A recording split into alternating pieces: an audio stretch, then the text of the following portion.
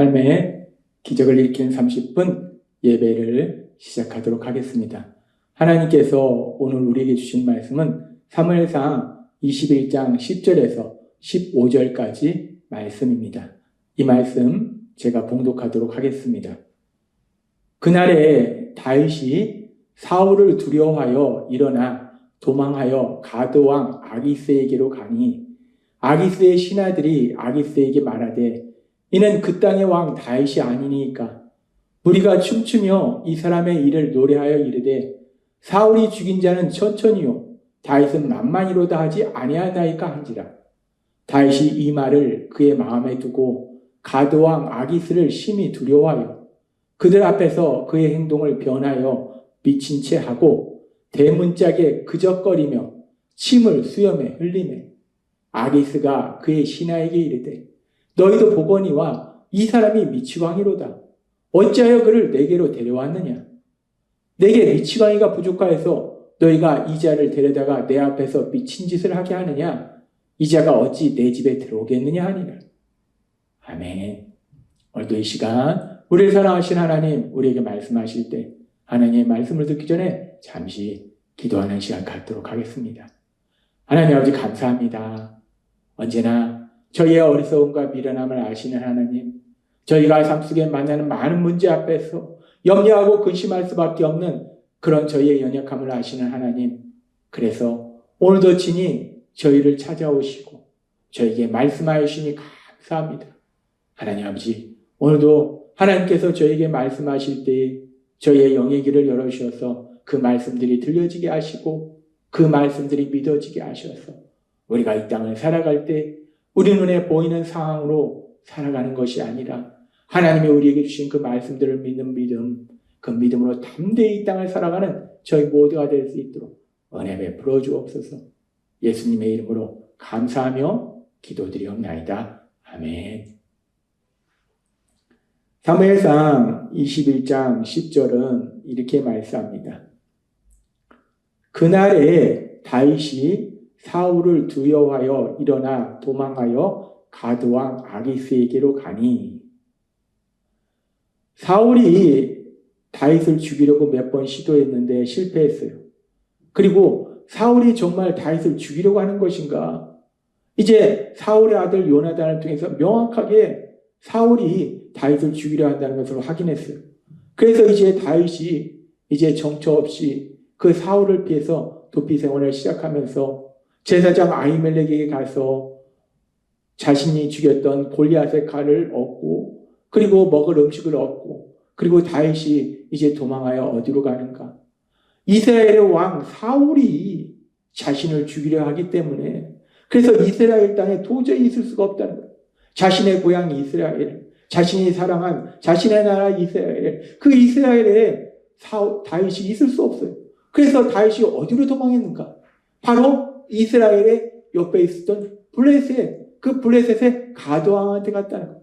그렇게 다윗이 사울을 두려워해서 가드로 블레셋 땅으로 도망갑니다. 근데 사실 우리가 성경에 보면은 이 말씀은 두려워하여라는 말씀이 있는데 히브리어 원문에는 두려워하여라는 단어는 없어요. 근데 한글 성경에는 히브리 성경을 번역할 때 두려워하여라는 단어를 삽입했어요. 그런데 우리가 사실 이 상황을 보면은 한글 히브리어 원문에는 두려워하여라는 단어가 없을지라도 다윗이 자신의 조국 이스라엘을 떠나서 자신의 조국을 공격하던 적국인 블레셋 땅으로 갔다는 거, 그만큼 다윗이 사울을 두려워한 것이다 라고 말할 수 있다는 거예요. 그래서 따라서 히브리 원문에는 두려워하여라는 표현이 없을지라도 한글 성경에 두려워하여라는 내용을 첨가해서 집어넣어도 내용에는 아무런 문제가 없다는 거예요. 그렇습니다. 다윗은 자신의 조국 이스라엘에 도저히 살 수가 없었어요. 이스라엘의 초대왕이었던 사울, 강력한 권력가였던 사울, 그 사울이 자신을 죽이려고 하니까 여러 차례 자신을 죽이려고 이미 시도했고 그랬는데 하나님의 도우심으로 그 위기를 피했어요. 근데 그 사울이 여전히 자신을 죽이려고 하기 때문에 그 자신의 조국에서 살 수 없고 그 사울이 두려워서 자신의 족국인 블레셋 땅으로, 가드 땅으로 갔다는 거예요. 그래서 다윗이 그렇게 자신의 족국 이스라엘을 떠나서 블레셋 땅으로 갔는데, 가드왕 아기스로 갔는데, 그런데 사무엘상 21장 12절은 이렇게 말씀합니다. 다윗이 이 말을 그의 마음에 두고 가드왕 아기스를 심히 두려워하여. 다윗이 사울이 두려워서 사울을 피해서 블레셋 땅으로 갔는데, 근데 그 블레셋 땅에서 가드왕 아기스를 만났을 때 그 가드왕 아기스는 더 두렵다는 거예요. 심히 두려워요. 다윗이 사울이 두려워서 이스라엘을 떠나서 블레셋 땅으로 갔는데, 근데 지금 다윗이 만난 상황은 그래서 그 두려움이 사라지고 마음이 평안을 누리는 그런 상황이 아니라 심히 두려워요. 더욱더 두려운 상황을 다윗이 만났더라는 거예요. 지금 다윗은 참으로 비참한 상황이에요. 지금 이 상황을 보면은 다윗이 사울이 두려워서 자신의 족국 이스라엘 땅에 있을 수 없고, 그래서 다시 자신의 족국이었던 블레셋 땅으로 갔는데, 그래서 가드왕 아기스로 갔는데, 그런데 우리가 읽은 성경의 말씀처럼 가드왕 아기스의 부하들이 다윗을 정확하게 알아보더라는 거예요. 누군지 알아보더라는 거예요.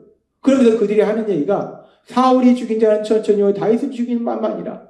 다윗이 블레셋의 강력한 장군 그 골리앗, 거인 장군 골리앗을 무찌르고 이스라엘 땅으로 갈 때 이스라엘 여인들이 너무나 기뻐서 춤추면서 노래했던 그 노래, 사울이 죽인 자는 천천히요 다윗을 죽인 자는 만만이라, 이 노래까지 기억하면서, 그러니까 지금 이 블레셋의 가드 땅에 이 사람들, 블레셋 사람들에게는 이 다윗은 철천지 원수예요. 자기들의 강력한 장군이었던 거인 장군이었던 골리앗, 그 골리앗을 죽인 인물이 다윗이고, 그 다윗이 골리앗을 죽임으로 인해서 블레셋이 이스라엘에게 아주 철저하게 패배당했던 그런 일이 있었던 것이 그 모든 원인이 다윗이라는 거예요. 그런데 그 다윗이 지금 자신들 앞에 있다라는 걸 알았다는 거예요. 그래서 아기스 왕에게 이 사람이 우리의 거인 장수 골리앗을 죽인 그 다윗 아닌가라고 얘기하는 거예요.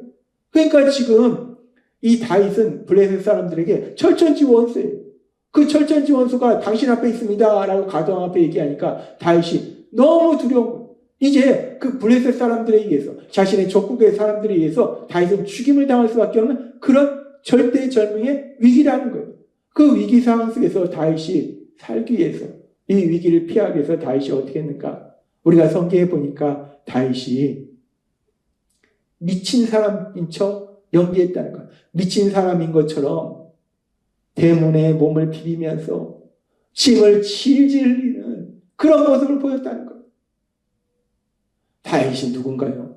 다윗은, 어린 소년이었던 다윗은 자신이 도저히 이길 수 없는 그 거인 장수 골리앗 앞에 나아갈 때 뭐 무기로 무장하고 갑옷을 입고 나아간 것도 아니고 그냥 맨몸으로 돌 하나 들고 나아가서 그 골리앗과 싸울 때 다윗은 얘기합니다. 너는 창과 칼과 단창을 가지고 나에게 나아오거니와 너는 너의 힘과 능력과 무기를 가지고 나오지만 나는 만군의 여호와 이름을 의지하고 나아가노라 라고 얘기했던 다윗이에요. 자신이 도저히 이길 수 없는 그 골리앗과의 전투에서 오로지 하나님만을 믿는 믿음, 그 믿음으로 나아가서 그 골리앗과 전쟁에서 승리했던 다윗이에요. 그럼 믿음의 사람 다윗인데, 그 믿음의 사람 다윗이 지금 죽음의 절대절명의 위기 앞에서 살기 위해서 미친 사람인 척, 침을 질질 흘리면서 미친 사람인 척 연기하고 있다는 거예요. 이 순간 다윗이 얼마나 비참했을까? 얼마나 슬펐을까? 얼마나 고통스러웠을까? 그 대단한 믿음의 사람 다윗이 사람들에게 조롱거리가 되는 미친 사람인 척 연기하고 있을 때, 그러니까 왕이 얘기하잖아요. 나한테 미친 사람이 필요해서, 미친 사람이 부족해서 저 미친놈 하나를 더 데려왔냐? 내보내라. 왜 미친 사람을 나한테 데려왔냐? 라고 왕이 쫓아내잖아요. 그렇게 왕이 미친 사람이다 라고 인정할 정도로 다윗은 그렇게 미친 사람인 척 했다는 거예요. 그 순간 다윗이 얼마나 비참했을까? 다윗이 이렇게 미친 척해서 겨우 죽음의 길을 모면에 벗어나요. 그리고 그렇게 죽음의 길을 벗어난 다윗이 이제 지은 시가 시편 34편인데, 근데 죽음의 길을 벗어나서 다윗이 내가 미친 척해서 겨우 위기를 벗어났네. 그러면서 다윗이 아니 하나님이 살아계신데 왜 나를 이런 비참한 상황에 놔두십니까? 라고 하나님께 불평하거나 원망하지 않더라는 거예요. 다윗은 그런 비참한 상황 속에서 벗어나서 겨우 죽음을 위해 벗어났는데, 미친 척해서 겨우 죽음을 벗어났는데, 그 다윗이 그 위기를 벗어나서 지은 시가 시편 34편인데 시편 34편 1장은 이렇게 말씀합니다. 다윗이 아비멜렉 앞에서 미친 채 하다가 쫓겨나서 지은 시라고 얘기해요. 다윗이 아비멜렉 앞에서 미친 척 앞에다 쫓겨나서 지은 시인데 이 시에서 다윗은 뭐라고 하는가? 여호와를 송축하며 내 입술로 주를 찬양하리니라고 얘기하죠. 미친 척해서 겨우 그 위기를 벗어났는데 다윗은 하나님을 향해서 하나님 왜 나를 이런 비참한 상황 속에 빠뜨리십니까? 이 비참한 상황을 허락하십니까? 라고 하나님께 불평하거나 원망하는 것이 아니라 여호와를 송축하고 여호와를 찬양한다라고 얘기하는 거예요. 하나님을 찬양한다는 거예요. 다윗이 하나님을 찬양한다. 그 비참한 상황 속에서 벗어나서 하나님을 찬양합니다라고 다윗이 고백하더라는 거예요. 그래서 다윗은 계속해서 이렇게 말합니다. 시편 34장 2절과 3절 말씀. 내 영혼이 여호와를 자랑하리니 공고한 자들이 이를 듣고 기뻐하리로다. 나와 함께 여호와를 광대하시다며 함께 그 이름을 높이세요. 내가 여호와를 자랑한다는 것, 여호와를 찬양한다는 것. 공고한 자들이, 삶 속에 고통을 당하는 사람들이 나의 이 모습을 보고 함께 기뻐한다는 것. 그래서 나와 함께 여호와를 찬양하자는 것, 나와 함께 여호와를 높이자는 것, 여호와의 영광을 나타내자는 것. 아니 지금 다윗이 사울이 두려워서 사울이 없는 블레셋 땅으로 갔는데 더욱더 두려워하는 상황을 만난 거예요. 죽음의 위기를 만난 거예요. 그래서 미친 척해서 겨우 살아났어요.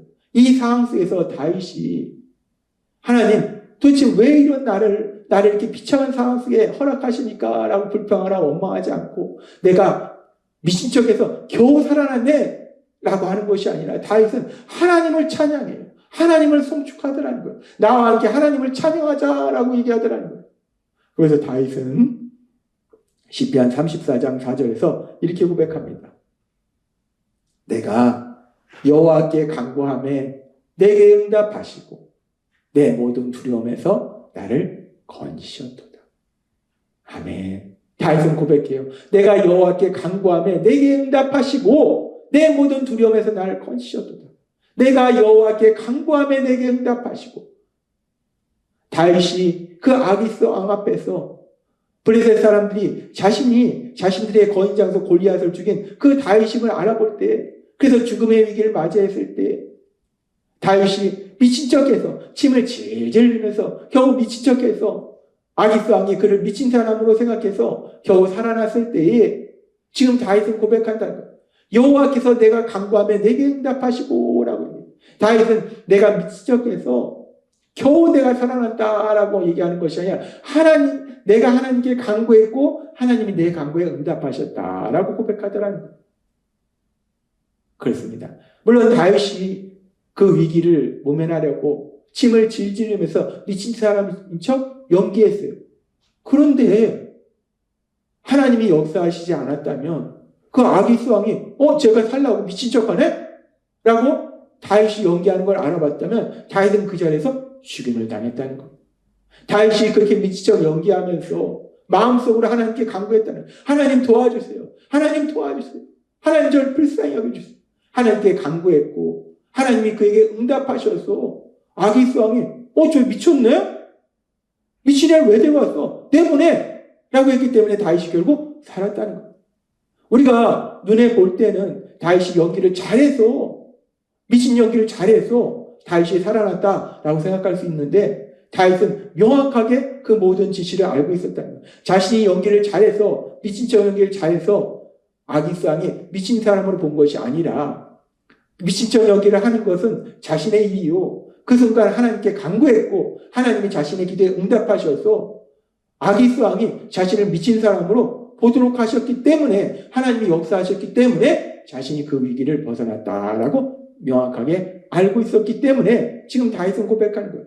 내가 여호와께 간구하며 내게 응답하시고 내 모든 두려움에서 나를 건지셨도다. 아멘. 그렇습니다. 다윗은 명확하게 알았다는 거예요.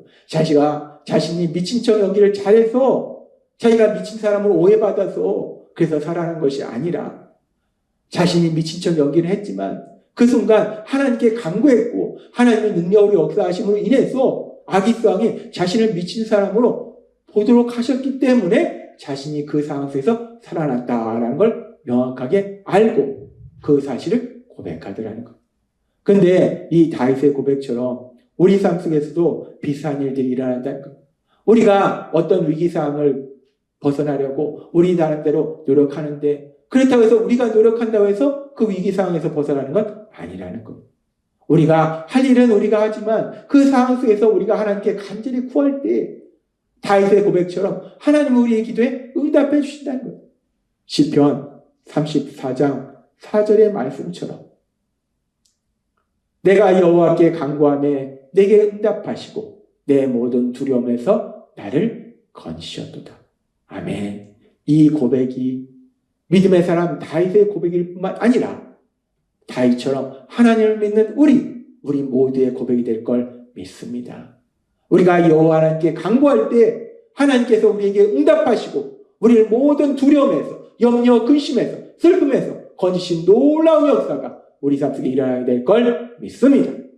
따라서 날마다의 삶 속에 나의 기도에 응답하신 하나님, 그 하나님의 사랑 안에서 하나님을 믿는 믿음으로 담대히 나아가 승리를 누리시는 여러분이 되시길 주님의 이름으로 축원합니다.